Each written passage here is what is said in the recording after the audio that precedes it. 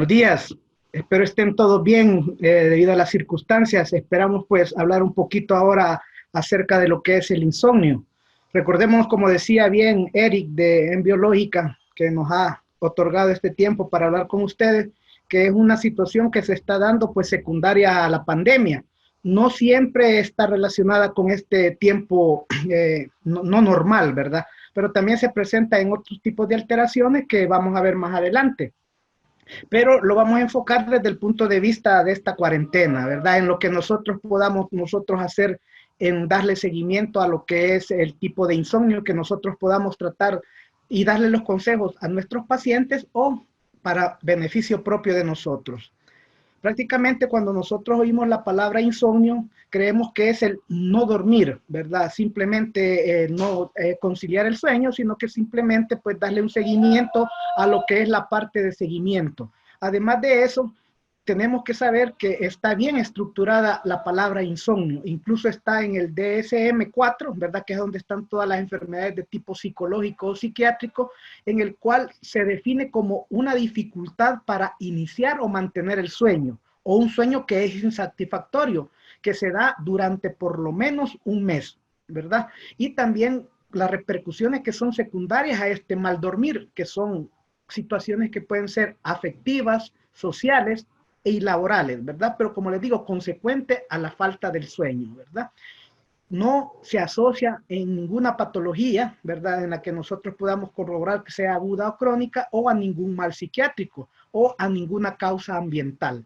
Si se da a esas causas que nos da el insomnio, ya no lo definimos como un insomnio primario, sino que lo definimos como un insomnio secundario.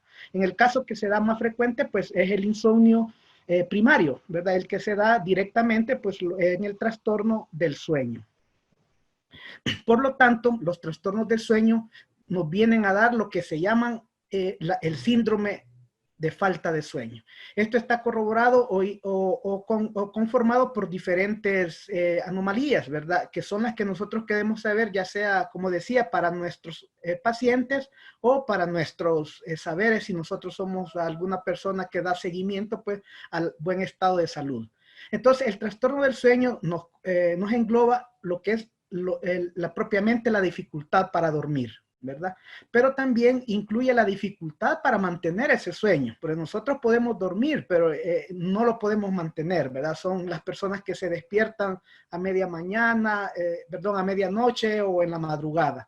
También pues se incluye el despertar temprano en la madrugada, que es el otro parámetro que se toma, y además de eso, si la persona duerme por lo menos un par de horas, pero es un mal dormir, ¿verdad? Es una sensación que no ha dormido bien, se levanta con dolores musculares, mal humor, etc. Entonces todo esto nos engloba pues un mal dormir.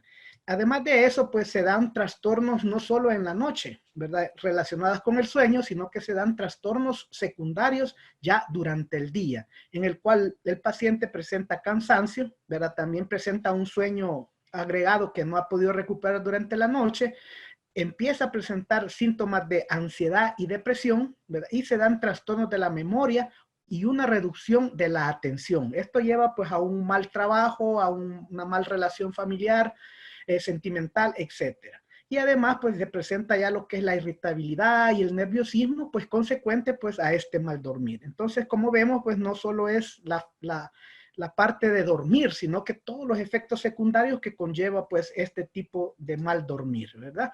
Desde el punto de vista psicológico, pues podemos definir que el insomnio, ¿verdad? Es cuando se forma la estructuración de la pérdida del equilibrio entre el estado de vigilia, ¿verdad? Que es el que mantenemos despierto, y el estado de sueño, o sea que es un equilibrio fisiológico.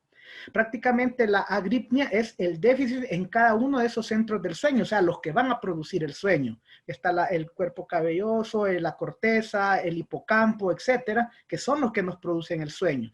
Y el insomnio propiamente es cuando hay mucha hiperactividad de los centros de vigilia, ¿verdad? Los vigilia es el que nos mantiene despiertos, atentos. Entonces, cuando se pierde ese equilibrio es cuando empieza ya el insomnio propiamente.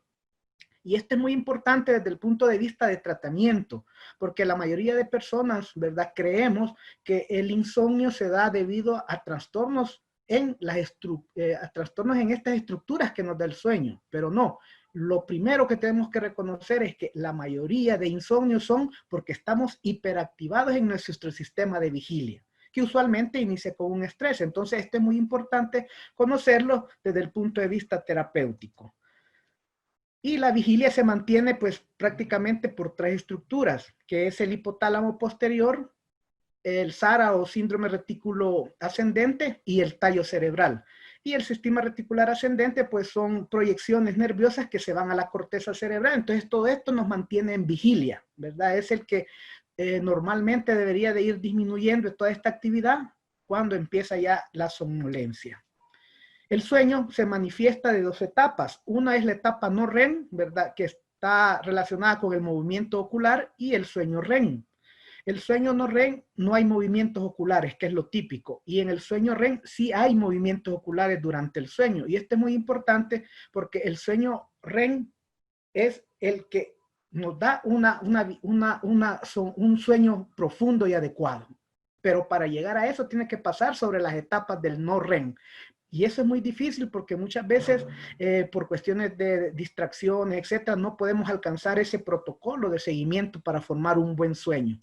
De esta manera, pues el sueño no REM tiene diferentes etapas. La uno es la somnolencia, ¿verdad? Cuando empezamos nosotros a tener ya un poco de sueño. La etapa 2 es cuando ya se entiende un sueño ligero, pero leve. Y también tenemos el sueño 3, que es la etapa donde ya es un sueño ligero, pero intermedio, hasta llegar a la etapa 4, en el que ya sí tenemos un sueño profundo. Y posteriormente llegamos a lo que es el sueño REM.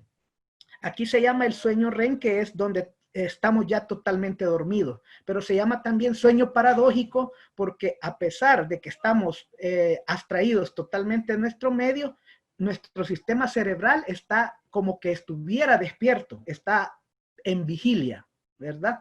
Que contrario a lo que se podría creer, que todas las funciones estuvieran disminuidas, pero no, por eso es que se llama el sueño paradójico, ¿verdad? El más profundo es el que nos mantiene en vigilia. Entonces eso es también importante porque es el que nos hace despertar a mitad del sueño, al inicio, a posterior. Entonces eso es muy importante conocerlo desde el punto de vista terapéutico.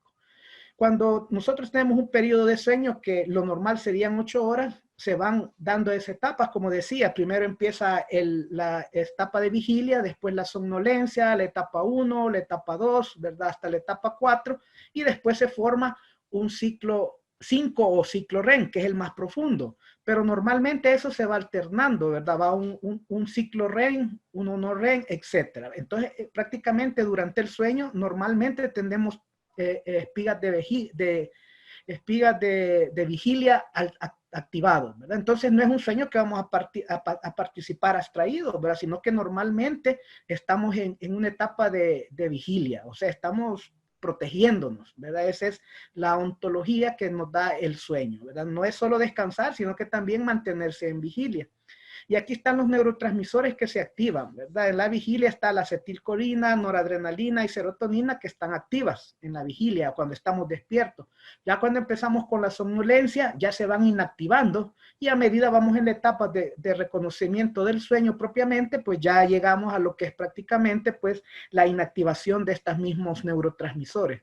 Y ya en el sueño profundo solo tenemos activa la acetilcolina y la noradrenalina y se nos inactiva la serotonina. Esto es muy importante porque eso se va a ver ya cuando veamos un poquito lo que es la terapeuta.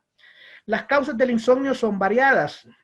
Prácticamente se incluyen las enfermedades psiquiátricas que están incluidas ahí, la ansiedad y la depresión, que son las causas más frecuentes de insomnio. También tenemos la higiene del sueño inadecuada, que ya la veremos con más detalle. Existen enfermedades crónicas que tienen dolor o disnea, que son enfermedades que nos despiertan, ¿verdad? O sea, nos generan insomnio. Y hay manifestaciones de enfermedades que se dan propiamente en el sueño, ¿verdad? Como las apneas nocturnas, ¿verdad? Que por la falta de respiración nos despierta. Además, hay manifestaciones que se dan de insomnio por el uso de medicamentos, ¿verdad? Gente que tiene patrones laborales irregulares, que trabajan de noche, ¿verdad? También se presenta mucho el insomnio. Y está el insomnio idiopático, que no tiene ninguna causa aparente. Las enfermedades, ¿verdad? Desde el punto de vista de formaciones del insomnio, son transitorias. el 95% de las personas ha padecido en alguna etapa de su vida alguna manifestación de lo que es el insomnio. ¿Veas? Usualmente son transitorias, pero de este 95, un 8 a 18% de estas personas ya se hace un insomnio crónico, en el cual sí ya merita pues un seguimiento terapéutico. Pero lamentablemente solo el 5% de estas personas son las que consultan, ¿verdad? O sea, el insomnio muchas veces no es tomado en cuenta como una enfermedad grave, ¿verdad? Pero si nosotros lo analizamos lentamente o detalladamente, vamos a ver que sí nos puede repercutir en problemas grandes de la salud. Por lo tanto, nos da efectos secundarios, ¿verdad? Que son esas sensaciones de cansancio, esa fatiga o falta de energía que tenemos durante el día que nos hace y nos imposibilita desarrollar algunas actividades normales. Hay también mayor posibilidad que si tenemos insomnio de presentar el estrés, la ansiedad e incluso ya depresiones. Nos altera toda la calidad de vida que tenemos, o sea, ya no tenemos ese tipo de formación social, psicológica, etcétera. Y también tenemos una mayor posibilidad de tener accidentes de tránsito, ¿verdad? Manejando, y también accidentes laborales. Pero también se da al final un deterioro neurovegetativo, ¿verdad? Donde hay pérdida de la memoria, hay trastornos del aprendizaje, trastornos de la atención, que son cosas que ya cada vez son más severas. Entonces el insomnio no lo podemos tomar a la ligera. El diagnóstico es relativamente fácil, ¿verdad? El problema es generar la forma que originó ese insomnio. Tenemos que hacer una buena historia clínica para ver si es un insomnio primario o es secundario a otra enfermedad, ¿verdad? Ir buscando el origen porque es muy importante desde el punto de vista de tratamiento. Hay algunas herramientas que nos pueden ayudar a detectar un buen diagnóstico en este tipo de insomnio, ¿verdad? Los electroencefalogramas es un aparato muy importante en el diagnóstico del insomnio. Prácticamente podemos ver ondas deltas, ¿verdad? Que cuando son normales es que está en una etapa de descanso, o sea que hay un adecuado funcionamiento cerebral. Las ondas tetas que están disminuidas generan estrés y ansiedad, o sea que cuando vemos aumento de las ondas teta, sabemos que ese paciente está con estrés o ansiedad. Y si las ondas alfa están disminuidas, hay estrés, ansiedad y ahí es donde manifiesta principalmente el insomnio, con la disminución de las ondas alfa. Y si las ondas beta están normales, está hiperactivado el sistema de vigilia, o sea que está demasiado en alerta. Entonces eso nos orienta que normalmente pues el encefalograma pues es difícil de leer, pero ya vienen ahí algunos lineamientos en el cual nos puede decir qué ondas son las que están disminuidas o qué ondas cerebrales están bajas. Entonces eso nos orienta un poquito acerca de ese tipo de origen del insomnio. El insomnio ahora está incluido dentro de una serie de enfermedades que ya se hacen una subespecialidad, ¿verdad? Que es la subespecialidad del manejo del sueño, ¿verdad? Ya no es solamente una cuestión secundaria, sino que ya tiene una subespecialidad. Y hay dos aparatos muy importantes que normalmente lo hacen en las clínicas del sueño, ¿verdad? Es importante pues también conocerlo, que es la polisomnografía y la actigrafía. La polisomnografía prácticamente es un registro de varias funciones a nivel cerebral. Ahí se ve cómo está la actividad cerebral con un electroencefalograma, se ve cómo está la respiración, cómo está el ritmo cardíaco, la actividad muscular de la persona y se mide pues con el oxímetro pues el nivel de oxígeno sanguíneo mientras el paciente pues duerme durante la noche. Este es un examen que se hace pues usualmente hospitalario, tiene que pasar ahí por lo menos toda la noche para ir tomando todos los parámetros para analizar a dónde es que está su problema del insomnio. Es un aparato muy importante, ¿verdad? Le va tomando ahí incluso los movimientos oculares, ¿verdad? Si se presentan para ver en qué nivel de sueño está, si está profundo, superficial, etcétera. También hay una pequeña cámara que ve cómo se está moviendo su cuerpo durante el sueño, el dormir, ¿verdad? Entonces todo eso pues nos ayuda a ubicar mucho mejor dónde podría estar el problema del sueño. Es el problema pues que es un poco caro y también pues se requiere por lo menos estar hospitalizado 1 o 2 días. Hay otro aparato que es de actigrafía, ¿verdad? Que es un examen también muy parecido. Este es un registro prácticamente de los movimientos corporales, ¿verdad? Esto tiene un sensor que se aplica a la muñeca y va llevando por medio de un sistema de internet a una computadora la forma de mover de su cuerpo. Entonces la información que se percibe, pues se detecta los movimientos que la persona ha tenido, ¿verdad? Si está sin movimiento, eso quiere decir que está dormido; si está en movimientos medios, es que está despierto; o si hay movimientos acelerados o movimientos involuntarios durante su sueño, ¿verdad? Entonces es un aparato que es mucho más fácil de manejar, ¿verdad? Nos da ciertas ventajas en el aspecto de seguimiento.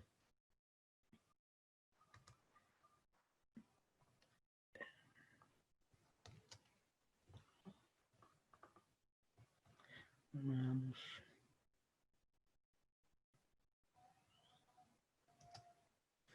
Aquí está más o menos la actigrafía, ¿verdad? Y ese es un aparato parecido a un reloj de esos que llevan los corredores para medir sus millas, ¿verdad?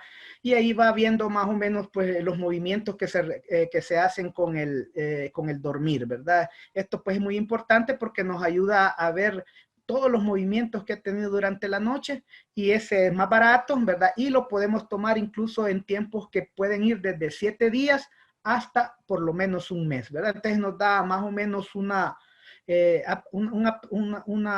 protocolo para darle pues el seguimiento a ese tipo de insomnio. El tratamiento en general, pues hay que recordar que el insomnio no hay que verlo así nomás, ¿verdad? Prácticamente es una lucha que tenemos que hacer personalmente contra este tipo de enfermedad, en la cual es muy importante poner de nuestra parte, ¿verdad? Nosotros siempre le decimos al paciente que vence en la batalla quien está firmemente decidido a ganarla. Y el insomnio, pues hay que entrar así, o sea, con la mentalidad positiva de poder vencerlo, porque prácticamente la lucha es en generar ese equilibrio entre el mal dormir y un buen dormir, en el cual pues hay muchas actividades que nosotros podemos generar. El tratamiento, como les dije al principio, va enfocado en un insomnio si es secundario, ¿verdad? Tenemos que ver qué causa, qué enfermedad está causando este insomnio y darle tratamiento. Pero cuando los insomnios son primarios, podemos utilizar lo que es conocido como la higiene del sueño, o sea, recuperar un poquito el ambiente donde se duerme. También podemos ir a un segundo paso, que es la terapia cognitiva conductual, que son acciones o actividades que el mismo paciente debe de hacer, pero también al final podemos ya utilizar estas mismas terapias conductuales con algún medicamento, ya sea alopático o un medicamento alternativo. Entonces esas son las etapas que nosotros tenemos que ir enfocando. O sea, no vamos a empezar a tratar un paciente de insomnio directamente con medicamentos, ¿verdad? Sino que tenemos que hacer la higiene del sueño, tenemos que empezar con las terapias cognitivas, que las veremos un poquito despacio, y ya de último, pues sí hacer pues el tratamiento medicamentoso. Hay que hacer unos ajustes. En primer lugar, la alimentación. Siempre tenemos que recordar que los carbohidratos y las metilsantinas tenemos que obviarlas durante la noche. No podemos utilizar ese tipo de alimentos dulces en la noche, o los que tienen metilsantina, como es el café con su cafeína, los té, o incluso pues los chocolates, ¿verdad? De tomar, ¿verdad? Entonces todo esto tenemos que evitarlo durante la noche.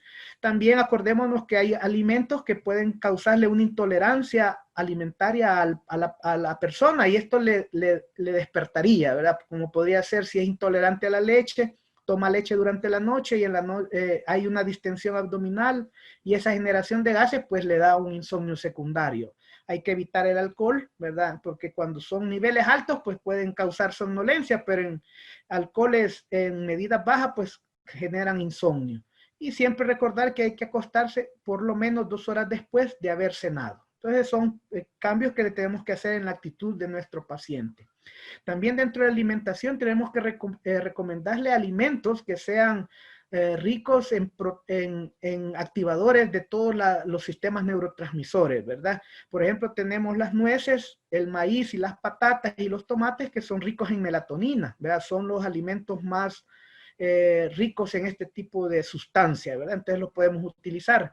También tenemos las almendras, leches, hojas verdes y todos los frutos secos, ¿verdad? Donde están todas las semillas, en el cual pues son ricos en algunos nutrientes que ayudan a asimilar y a mejorar pues nuestro dormir, ¿verdad? Tienen componentes como el magnesio, la vitamina B6, ¿verdad? También tiene mucho triptofano, etcétera. Entonces son alimentos que sí tenemos que incluir en nuestra dieta, aparte de los que ya mencionamos que teníamos que quitar. Y ahí las infusiones de manzanilla y valeriana, que también son muy importantes, ¿verdad? Se recomienda hacer infusión, ¿verdad? No té. El té es diferente en la preparación, ¿verdad? Junto con las infusiones, y se ha sabido desde hace mucho tiempo, pues, el uso de las manzanillas y la valeriana como un buen activador del sueño. También tenemos que recomendarles a nuestros pacientes, pues, que tienen que tener una serie de distractores. Ya la mayoría de personas saben que cuando alguien está viendo la televisión, se queda dormido profundamente y llega alguien a apagar el televisor, se despierta, ¿verdad? ¿Por qué? Porque ha tenido un distractor a alejarse de ese estado de estrés o vigilia que la persona ha tenido. Por lo tanto, los distractores son muy importantes, tenemos que utilizarlos. Hay de varias formas y varios tipos que podemos utilizar. Están los distractores de sonido, que son sonidos naturales, son cascadas, lluvia, ríos, cantos de pájaros, que nos puede a nosotros abstraernos en orientar nuestro estrés a esa forma de sonido. ¿Por qué? Porque ya dijimos que la mayoría de insomnios son que estamos atendiendo algún problema, ¿verdad? Alguna vigilia, etcétera. Entonces, todo eso nos hace distraer. También antes se decía el contar ovejas, ¿verdad? Pero prácticamente podemos hacer una técnica de contar simplemente, ¿verdad? Usualmente se cuenta de 1 a 100 y se va de 100 hacia atrás, ¿verdad? Hasta llegar a 1 y volver. Entonces, tener que tener concentrada nuestra atención para no estar pensando en la situación estresante, ¿verdad? Que puede ser, como en este medio de COVID, ¿verdad? La importancia de si vamos a trabajar, cómo vamos a iniciar, si nos va a afectar, etcétera. Entonces, todo eso lo tenemos que ir pues abstrayendo con este tipo de distractores. Hay otros como que ocupan la lectura para dormir, ¿verdad? Y otras personas hacen su oración, que también son muy importantes y nos ayudan. A las personas que ocupan, pues, si les interesa mucho las terapias alternativas, el Feng Shui, ¿verdad? Es como la acomodación que se hace, pues, de nuestro medio en donde dormimos para regular un poco.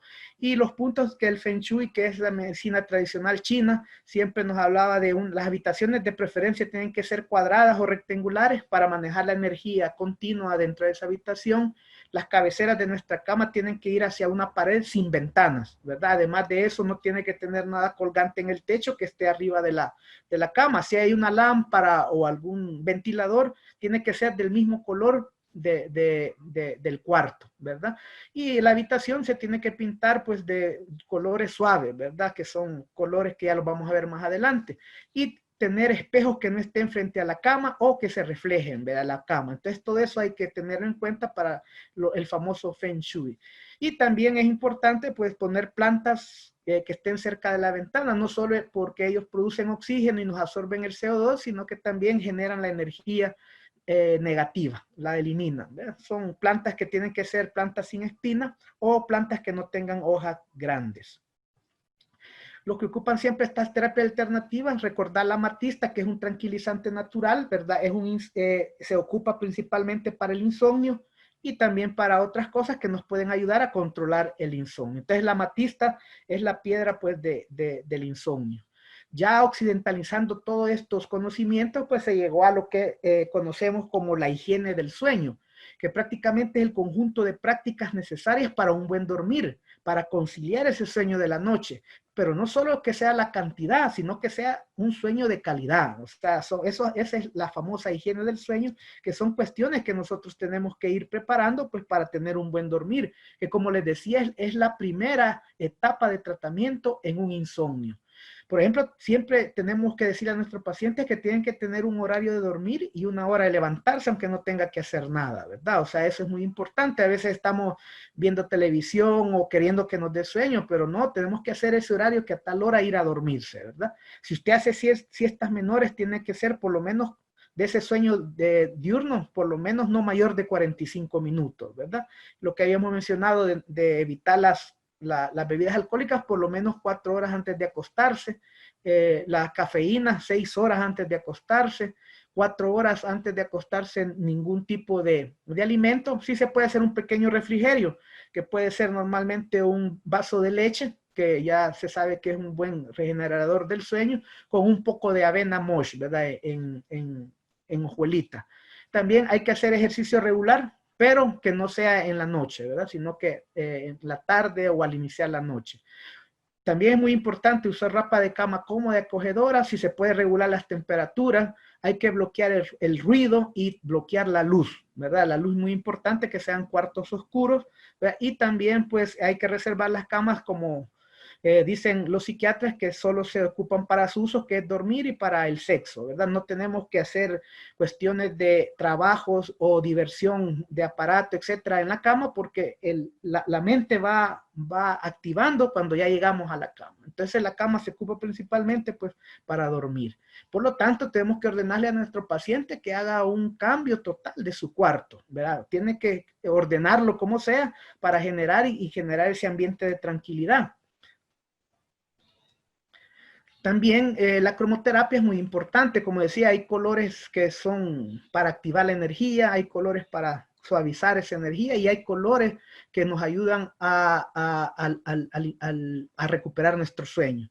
Entonces, si se puede, pues pintar de colores suaves la habitación, que son los que más se ocupan, son el color salmón, el beige, el verde claro, el azul turquesa, el lila o morado suave, el marrón claro, y el que más se utiliza y es más efectivo, pues el color blanco. Entonces, todas son recomendaciones que tenemos que darle a nuestro paciente. También tiene que controlar iluminación. Como veremos más adelante, la melatonina, que es la que regula el ritmo circadiano y entre ellos el sueño, se produce pues cuando ya va bajando la luz, ¿verdad? O sea, si entre una habitación está más oscura, pues más posibilidades estamos de generar pues el sueño, ¿verdad? Porque se forma la melatonina. Entonces hay que poner cortinas, ¿verdad? Tratar de tapar los focos de luz que se dan frecuentemente pues por aparatos de seguimiento o luces pequeñas de una computadora, de un televisor, etc. Que no haya ningún tipo de luminosidad dentro del cuarto. Si no se puede, pues podemos utilizar las mascarillas de sueño, ¿verdad? Que son las que se ocupan pues solamente para tapar los ojos. Son muy útiles, muy importantes. Nosotros lo utilizamos en nuestros pacientes y de verdad les sirve bastante porque pueden abrir los ojos y mantienen siempre la oscuridad. Hay un estudio en Suecia en el cual nos dicen que las mantas son muy importantes para un buen dormir. Ellos dicen que hacen la forma de una crisálida, o sea, el envolvimiento donde se generan las mariposas, ¿verdad? Entonces, eso es muy, muy importante porque no le ponemos atención a nuestras sábanas, más en nuestro medio, que a veces son cosas calurosas. Yo he hecho pues el consejo con muchos de nuestros pacientes que por lo menos se envuelvan, porque ahí sienten un poquito de seguridad. ¿Por qué? Porque habíamos dicho que el estrés, ese estrés nos genera vigilia, estar pendiente, y eso nos genera en forma secundaria un insomnio. Entonces una sábana prácticamente se ha demostrado con estos estudios en Suiza que ocupan sábanas un poquito más gruesas y más pesadas, que disminuyen el cortisol, aumenta la serotonina y la melatonina, incluso disminuye las frecuencias cardíacas y la tensión arterial. Entonces, por la presión de los receptores proprioceptivos que se encuentran. Entonces, siempre es importante pues tener en cuenta eso, que hay que tener una sábana gruesa pero fresca, más en nuestros medios, ¿verdad? Si alguien vive en un ambiente frío, pues mucho mejor utilizar ese tipo de sábana. El problema es que no nos envolvemos con ella, ¿verdad? Entonces eso nos puede generar un poquito de seguridad en nuestro ambiente. También el tipo de cama es muy importante. Hay diferentes tipos de cama. Hay alguien que son de colchón artificial, otros que son naturales, otros que son de resortes, etcétera. Pero en general se dice de que si la persona duerme boca abajo, necesita un colchón suave, ¿verdad? Si duerme de lado, un colchón intermedio, y si duerme pues de espalda o boca arriba, como llamamos, pues es un colchón pues duro. Pero nosotros tenemos que ir buscando el tipo de cama o colchón que necesitamos, en el cual su paciente necesite pues se sienta más a gusto en su dormir.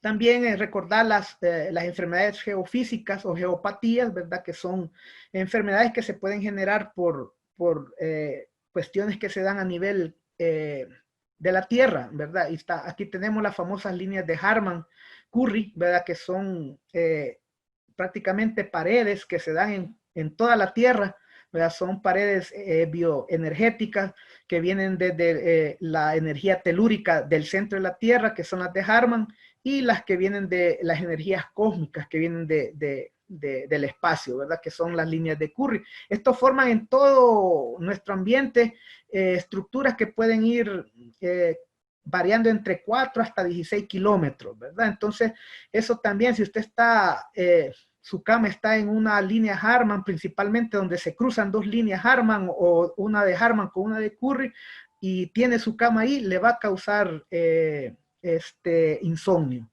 Hay aparatos para medir y estructurar bien si está o no, pero también podemos hacer variaciones de nuestro entorno, ¿verdad? Moviendo la cama para ver si en esa área dormimos mejor, tomando en cuenta el aspecto de Feng Shui que habíamos mencionado. Pero sí, sí, eso está demostrado que las líneas de Harman y Curry pues pueden causarnos no solo el insomnio, sino incluso enfermedades graves como el cáncer. Recuerda que son una irradiación magnética. También, pues, el electromagnetismo en nuestro cuarto tenemos que eliminarlo. En el 2002, la OMS informó que la exposición a los campos eléctricos, ¿verdad? Y los campos magnéticos reducían la producción de la melatonina. Por lo tanto, el consejo que tenemos que dar a nuestro paciente es que desenchufle todos los aparatos eléctricos que tiene, ¿verdad? Y dejarlos por fuera. Recordemos, eso no solo le generaría una disminución en el gasto de energía, porque sí se ha demostrado que si un aparato está conectado, pero no encendido, genera un poco de energía, ¿verdad? Y eso incluso las gigantes de la electricidad lo mencionan, ¿verdad? Que hay que desconectar. También es muy importante hacer ejercicios del yoga, ¿verdad? Para el insomnio. Aquí hay un par de ejercicios que son muy importantes que los podamos realizar, ¿verdad? Son ejercicios sencillos, ¿verdad? Iniciando con los ejercicios del pranayama, que es el ejercicio de respiración, y ya generando esas posiciones, pues ayudan a mejorar un poco la energía de nuestro cuerpo y regularla, ¿verdad? Estos tipos de meditación, ¿verdad? No solo el yoga, sino que en meditación es lo que nos va a hacer a nivel de la corteza generar las ondas electroencefalográficas, ¿verdad? En el cual pues ya podemos nosotros incluir y la mejora, ¿verdad? Por ejemplo, las betas, alfa, teta y delta, que nos va incluyendo pues ya desde tener una vigilia importante hasta las ondas delta, que ya es cuando necesitamos pues incluso manejar un sueño profundo. O sea, el yoga nos prepara a tener un mejor sueño. También podemos ya utilizar medicamentos, ¿verdad? Ya sabemos nosotros que hay muchos medicamentos contra el insomnio, ¿verdad?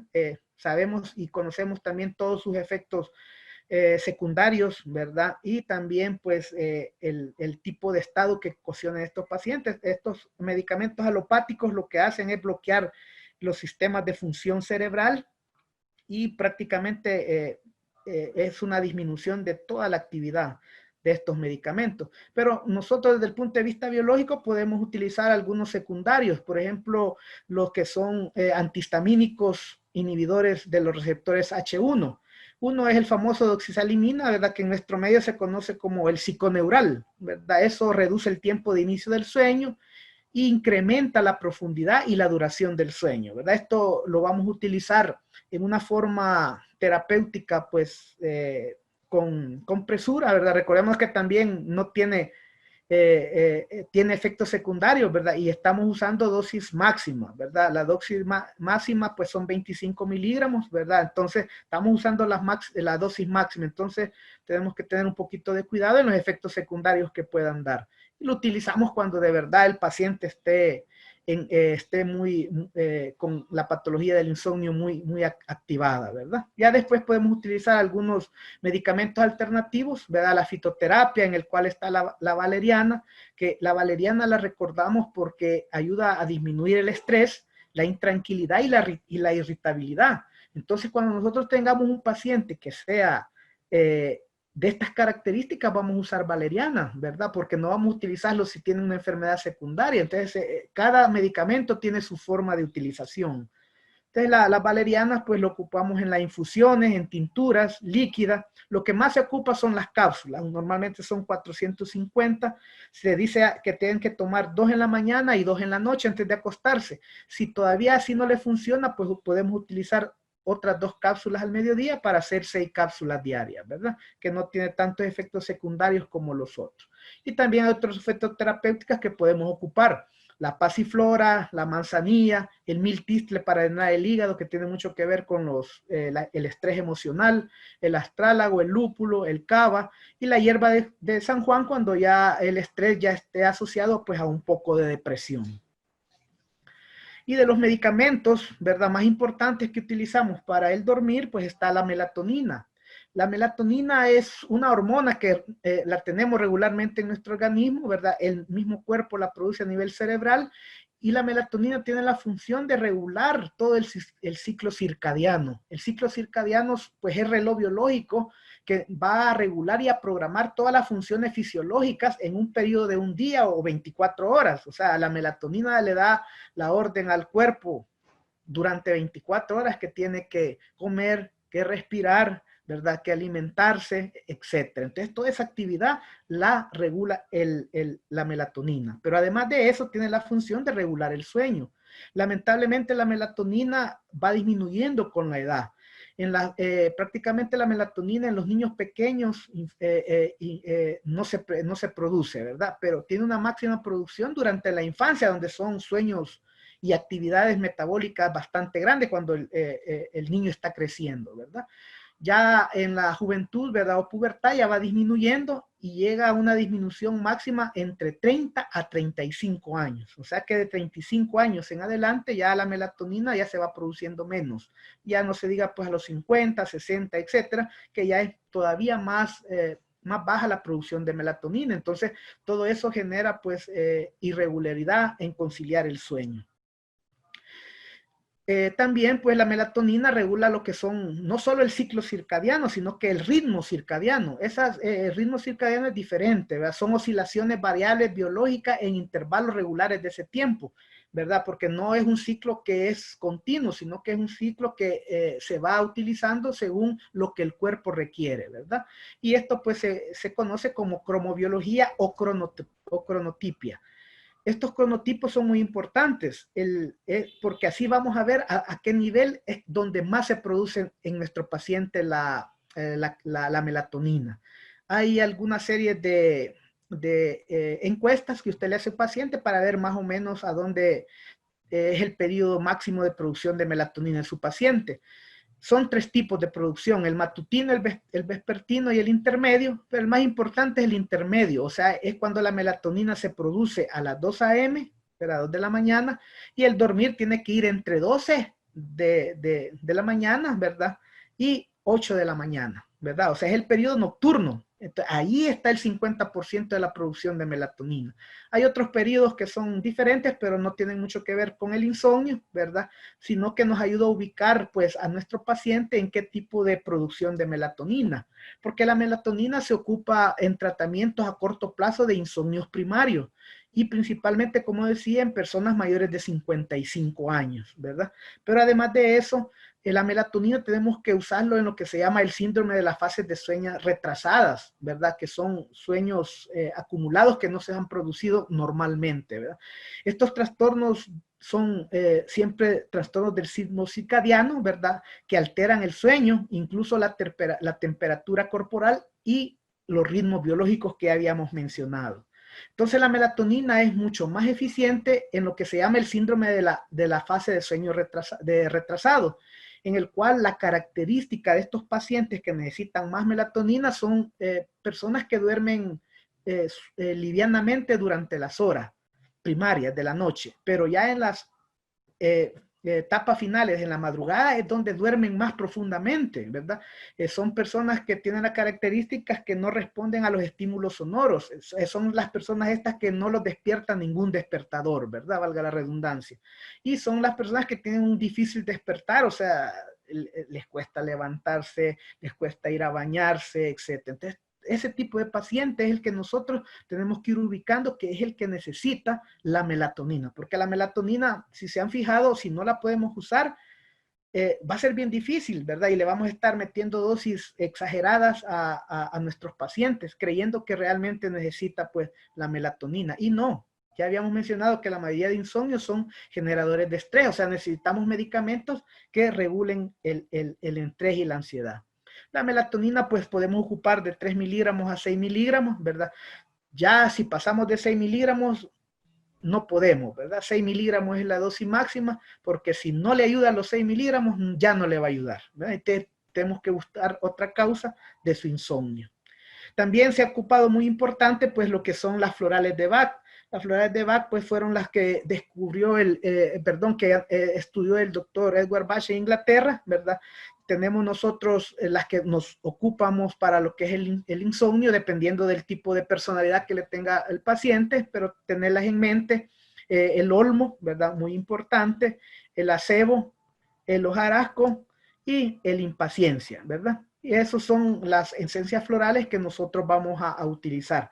Y la ocupamos pues prácticamente en lo que es la preparación, no las ocupamos puras. Acordémonos que las esencias florales tienen que diluirse. Aquí está la forma de utilizarla, ¿verdad? Los bioterapéuticos que ya también los ocupamos, ¿verdad? El EPAR y el GPL para limpiar el hígado, que es muy importante en las emociones, Cerebrum, Neuroingel y Nervogel, que son las más importantes para la ansiedad, y el Neurosan y Lignatia para cuando ya hay depresión. También las terapias ortomoleculares son muy importantes. Aquí tenemos que ocupar principalmente el triptofano. Recordemos que el triptofano es el precursor de la serotonina y la serotonina es el precursor de la melatonina, ¿verdad? Es la formación que se da directamente a partir del triptofano. Por lo tanto, pues el triptofano es de los aminoácidos menos abundantes, necesitamos ingerir más en los alimentos. Aquí están unos alimentos que tienen precursores o son triptofano, ¿verdad? Casi todos los alimentos, como decíamos al inicio, tienen vitamina B6 y magnesio, que son muy importantes para la formación de serotonina y melatonina en el cuerpo. Y las dietas ricas en maíz, como las dietas que utilizábamos nosotros. Y se ocupa principalmente en el insomnio. Hay otras cosas que ayudan, pues, el triptofano, pero no vienen al caso. Entonces, importante recordar lo que habíamos mencionado. O sea, la melatonina normalmente se produce con el influjo de la luz en el ojo. Esto va al núcleo supraplasmático, ¿verdad? De ahí se va al núcleo que se llama ganglio cervical superior y de ahí se va a la glándula pineal y se produce la melatonina, ¿verdad? Pero antes de eso tiene que haber ingresado el triptofano. Este triptofano en el pinalocito, a través de la circulación, se convierte en serotonina y como mencionamos, esta serotonina se convierte en melatonina, ¿verdad? Entonces, son etapas, ¿verdad? Ya mencionamos, la melatonina es para trastornos irregulares del sueño. El doctor Zelaya mencionó también la serotonina anterior, ven, estrés, ansiedad, etcétera, y prácticamente todo tipo de enfermedad psicológica. Y el triptofano sí, ya cuando son problemas más serios, ¿verdad? Como podría ser una depresión. Entonces, vemos allá la importancia de mantener una buena alimentación y una buena sustentación alimentaria. El triptofano no lo venden como tal, sino que usualmente se conoce como 5-HTP, ¿verdad? Que es un precursor de triptofano. La dosis puede ir de 100 a 300 miligramos, ¿verdad? Entonces es muy importante recordar ese tipo. Y acá para terminar, pues también es muy importante las terapias neurales. Las terapias neurales, la utilización de procaína, ¿verdad? Al 0.9 o al 1% para inyectar y estimular el sistema nervioso, ¿verdad? Aquí estilizamos no solo el nervio simpático, sino que también el parasimpático. La idea de la terapia neural es estimular los ganglios que van hacia la estimulación de estos órganos que están decaídos, ¿verdad? Ya habíamos mencionado que el estrés, ¿verdad? Se genera pues con daños suprarrenales, ¿verdad? Por eso podemos inyectar algunos ganglios que nos va a estimular el riñón y las glándulas suprarrenales. Podemos hacer también inyecciones de terapia neural que nos va a activar el sistema nervioso y también pues utilizar efectos de desintoxicación. Y además regula todo el sistema nervioso y causa tranquilidad, paz, etcétera. En la terapia neural ocupamos la del ganglio estrellado. Aquí pues lo que inyectamos es el ganglio estrellado, que es donde decíamos que hacía la variación después de estimular los nervios del ojo y suben hacia el sistema nervioso, ¿verdad? Entonces este es un sistema regulador. Para el que hace terapia neural pues ya lo conoce, es muy importante para el insomnio. Y también pues la terapia del ganglio estrellado que se pone a nivel lumbar, ¿verdad? Tratando de ir a estimular el ganglio celíaco, ¿verdad? Prácticamente lo que hacemos nosotros aquí es estimular en forma indirecta las glándulas suprarrenales y el riñón. Entonces, como vemos, es muy importante conocer algunas terapias y puntos de vista de nuestros pacientes con insomnio o nuestros parientes incluso, que en este tipo de pandemias pues se han generado. Recuerda que hemos trastornado nuestro ritmo circadiano, nuestras etapas de desarrollo de trabajo, actividad normal. Entonces, todo eso ha creado una gran alteración de nuestro ritmo circadiano, que es regulado por la melatonina, ¿verdad? Y también nos ha generado una gran cantidad de estrés, ¿verdad? Donde aquí ya se activan todos esos sistemas de vigilia. Entonces, por lo tanto, es importante recordar que para este tipo de insomnio que se está presentando es primero regular con todo lo que habíamos dicho de la higiene del sueño, ¿verdad? De ahí dar cuestiones de motivación, etcétera. Y de último, pues ya los medicamentos naturales o algunos químicos que podamos utilizar. Entonces, no recordarnos pues prácticamente que el sueño, si no lo utilizamos, donde generamos energía, se regulan todos nuestro sistema, pues prácticamente pues nos puede generar enfermedades más crónicas. Entonces vemos acá pues la importancia de desarrollar un buen dormir, ¿verdad? Que nos va a ayudar pues ya cuando lleguemos a las actividades normales y pues mejorar no solo a nosotros mismos, sino que también a nuestros pacientes. Bueno, gracias. Cualquier pues pregunta, pues con gusto. Muchas gracias, doctor Urías. Excelente tema sobre el tratamiento biológico del insomnio. Haciendo un breve resumen sobre toda el masterclass, cuando mencionaba las causas, luego el diagnóstico a través de las encefalogramas, midiendo las deficiencias en ondas alfa disminuidas y las ondas beta que muestran alerta. Vimos el tratamiento, si es secundario y si es primario, pues los tratamientos de higiene del sueño, la terapia cognitiva conductual y los medicamentos, ¿verdad? Mencionaba también sobre que la alimentación es clave en esta situación de insomnio y los distractores, muy importantes. Y luego, pues termina con el tratamiento biológico que nos hace una exposición de cómo hacer tratamiento de una forma natural, biológica, ¿verdad? Doctor, vamos a revisar, hay una pregunta por acá. ¿Cómo no? Buenos días, mi caso es, me duermo rápido, luego comienzo a soñar y soñar. Muchas veces incoherencias. Se supone duermo toda la noche, pero me levanto sin energía y somnolienta, como que no he descansado. Sí, correcto. Ajá. Ahí, como le decía, lo ideal son hacer los exámenes, pero la misma clínica nos va indicando pues prácticamente lo que nos estamos nosotros estructurando. Ella menciona pues que tiene sueños. Faltaría saber ahí si los reconoce o se recuerda o no se recuerda, ¿verdad? Pero a veces uno solo se recuerda si son buenos o son malos, pero a veces lo recuerda totalmente clarísimo, ¿verdad? Eso quiere decir que el problema de ella está en la etapa REM, donde se conoce como sueño profundo, ¿verdad? Porque sueña, ¿verdad? O sea, cuando alguien tiene un sueño ha entrado en una evolución. Por lo tanto, ahí hay que ver prácticamente si nos puede servir la melatonina, ¿verdad? En las dosis más o menos que habíamos indicado. Entonces, como le digo, ahí nos orienta a nosotros pues el tipo de etapa de sueño que está alterada, ¿verdad? Doctor, dice que no lo recuerda, dice. Ah, correcto. Ajá, eso nos corrobora más, ¿verdad? Porque cuando estamos en la etapa REM, ¿verdad? Que es la más profunda, pero estamos en estado de vigilia, sí recordamos el sueño, ¿verdad? Incluso esto es bien paradójico, como decía, porque cuando uno está en el sueño más profundo y lo despiertan, está activo y se va a hacer las acciones rápido, etcétera. Pero si estamos en la etapa no REM, en su etapa cuarta, que es el sueño profundo, lo despiertan y a la persona cuesta que como que se despierta desorientado. Entonces, todo eso nos ayuda a nosotros a ver en qué etapa de sueño. Entonces, en el caso de ella, pues sí, necesita pues la melatonina a las dosis que habíamos mencionado.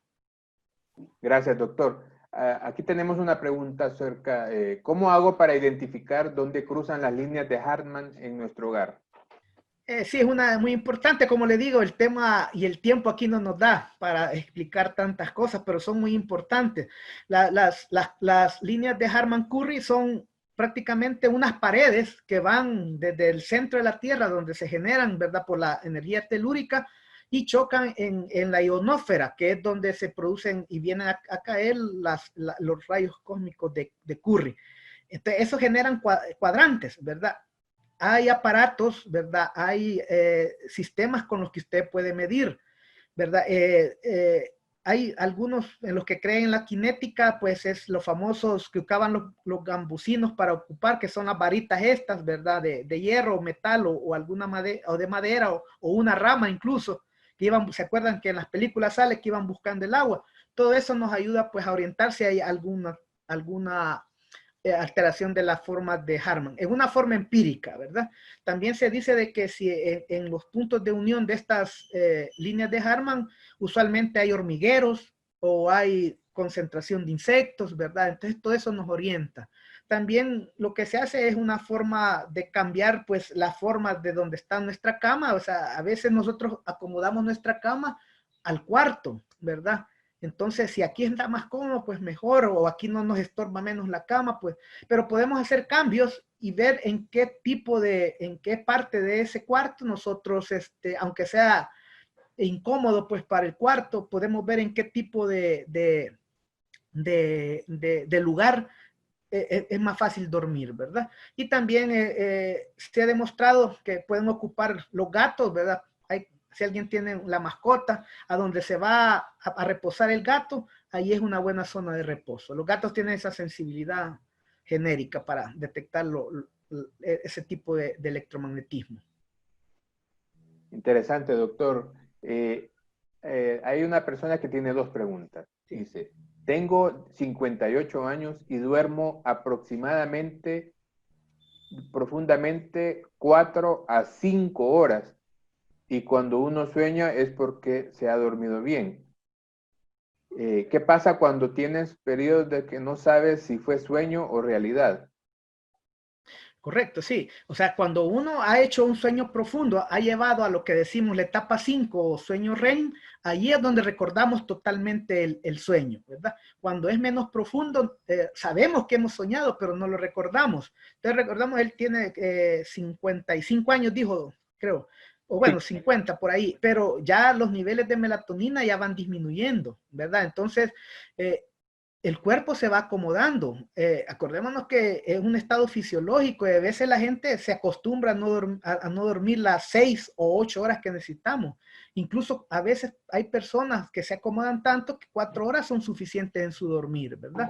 Entonces en él tenemos que, como le digo, ayudar con la melatonina y también ocupar mucho los distractores, ¿verdad? Que son los que habíamos mencionado, pues para que a veces queremos resolver los problemas de personales desde la cama, ¿verdad? Y es a donde yo hago siempre el énfasis que la cama hay que ocuparla para luchar con el sueño, ¿verdad? Para poder recuperarlo. Gracias. Gracias, doctor. Otra pregunta dice, doctor, me duermo un poco tarde, me despierto a las 2 a.m. y Sí. luego me duermo hasta las 4 y me levanto hasta las 10. Correcto, ¿no? Sí. Como vemos, ahí hay un gran trastorno a nivel de sueño, ¿verdad?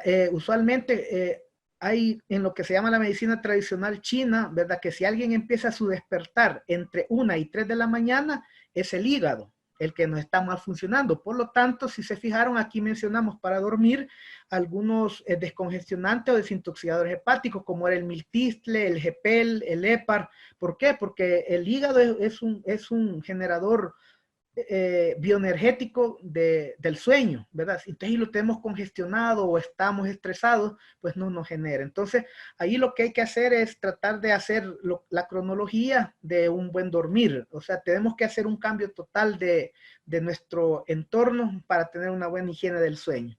Y ahí podemos empezar utilizando lo que son los reguladores del estrés, ¿verdad? Y después utilizar ya la melatonina. Bueno, bueno, para terminar la pregunta en esto que nos atienden acá, prácticamente los que decíamos, los generadores del estrés son todos los productos que nos ayudan a regular ese estrés, esa ansiedad. la valeriana, pasiflora, astrálago, el lúpulo, etcétera. Son esos productos que podemos utilizar, pues que son de venta libre. Bueno, estamos pues ya en el tiempo, ¿verdad? Espero pues haya servido un poquito lo que es esta charla, ¿verdad? Hay un tema inmenso, pero igual, ¿verdad? Agradecerle en Biológica por el tiempo que nos dio. Esperamos pues que les haya servido en algún conocimiento y pues nos vemos hasta la próxima. Gracias. Adiós.